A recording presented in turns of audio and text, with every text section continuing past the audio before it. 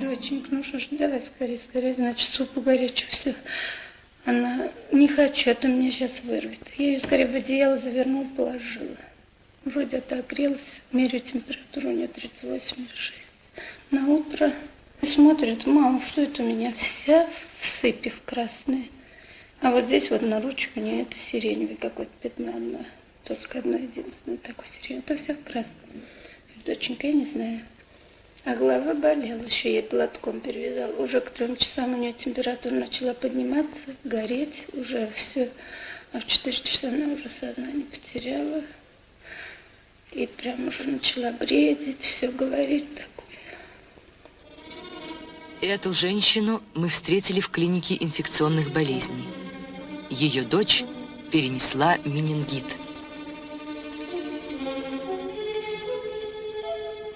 Вслед за тем произошла наша встреча с главным инфекционистом Министерства здравоохранения СССР профессором Покровским. Менингококковая инфекция относится к числу наиболее тяжелых инфекционных заболеваний, которые в настоящее время регистрируются на земном шаре. Заболевание чаще всего начинается остро, среди полного здоровья, или у примерно половины больных ему предшествует такое состояние катара верхних дыхательных путей, которое продолжается в течение 2-3 дней. Быстро поднимается температура до высоких цифр, появляется сильнейшая головная боль, от которой люди кричат. Вот эти признаки должны всегда настораживать в отношении менингита. И в этом случае немедленно нужно приглашать врача. Я повторяю, немедленно, так как лечение при менингококковой инфекции должно начинаться как можно раньше. Не всегда бывают такие явные признаки менингита. У больного напряженная поза, его раздражает свет, звуки, на коже характерная сыпь.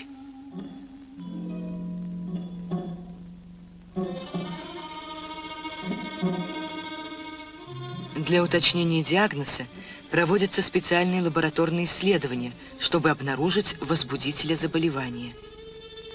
Источник инфекции – больной менингитом или бактерионоситель, который сам не болен, но может рассеивать находящиеся у него в носоглотке бактерии. Они распространяются при кашле, чихании, разговоре.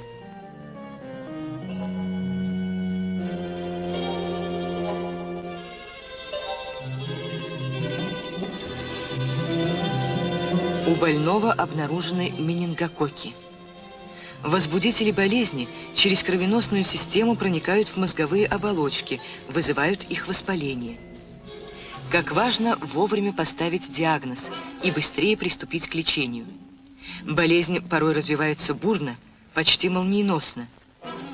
В заболевание вовлекаются многие органы – нервная, мышечная система, сердце, легкие, почки.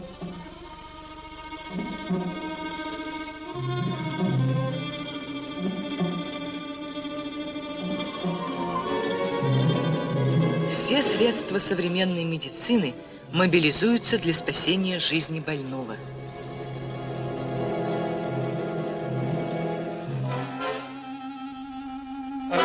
Здесь, в клинике, мы были свидетелями того, как вернулась к жизни эта девушка.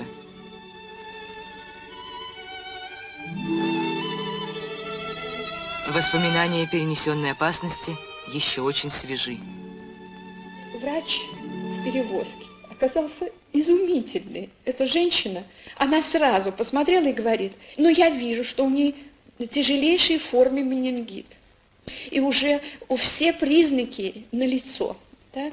Вот. И явно уже, наверное, даже запущен. Вот. И нужно ее везти только на Соколиную гору. Там врачи, чудо, она мне говорит. Я благодарю врачей, которые смогли нам ее сейчас, вот она еще очень тяжело, еще болеет, но все-таки, как уверяют, что опасности для жизни нет.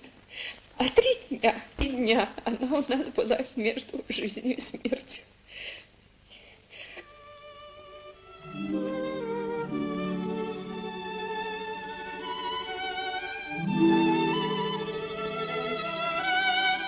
Опасность миновала.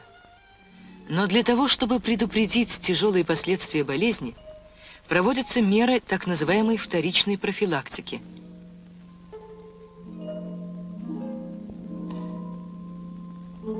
Проверяется реакция организма на свет, звук. Производится запись биотоков мозга. Делается это все для того, чтобы люди вышли отсюда практически здоровыми.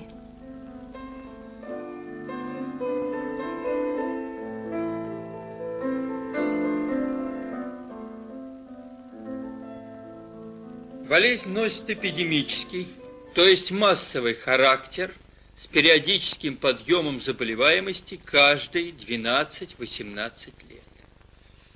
Кроме того, для менингококковой инфекции характерна сезонность. Заболевания учащаются в начале весны, достигают своего максимума в апреле-мае месяце и затем вновь снижаются и в течение всего года встречаются относительно редко.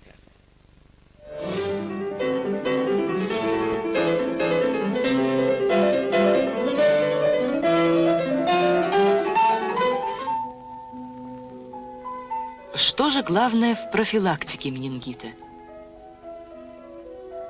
Прежде всего, надо выявить бактерионосителей среди здоровых людей.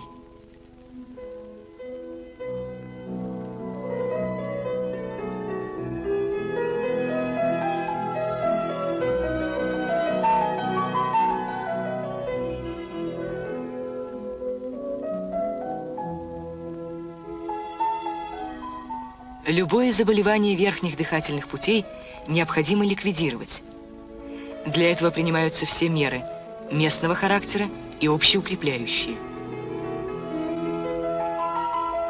В помещении, где проводят много времени, должно быть просторно. Имеет значение даже такая простейшая мера, как увеличение расстояния между постелями. Влажная уборка помещения моющими и дезинфицирующими средствами убивает бактерии.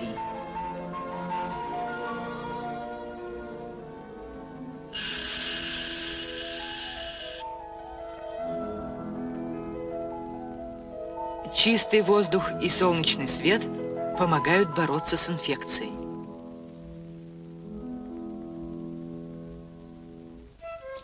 Ну и, конечно, укрепление здоровья.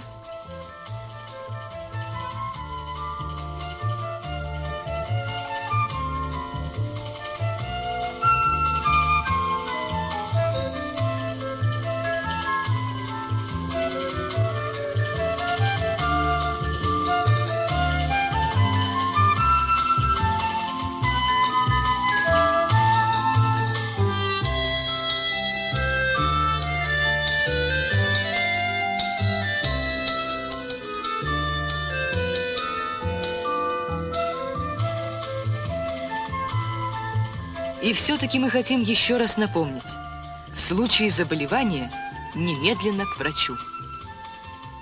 При своевременно начатом лечении можно спасти и вылечить человека без всяких последствий.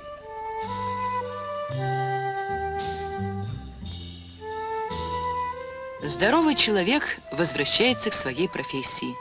Оля работает парикмахером. Анатолий справляется с напряженной работой шофера.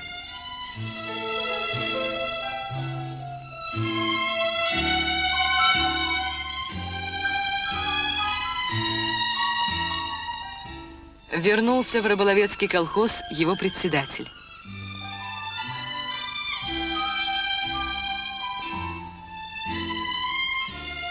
А ученые продолжают работать над проблемой предупреждения менингита во имя жизни, во имя здоровья людей.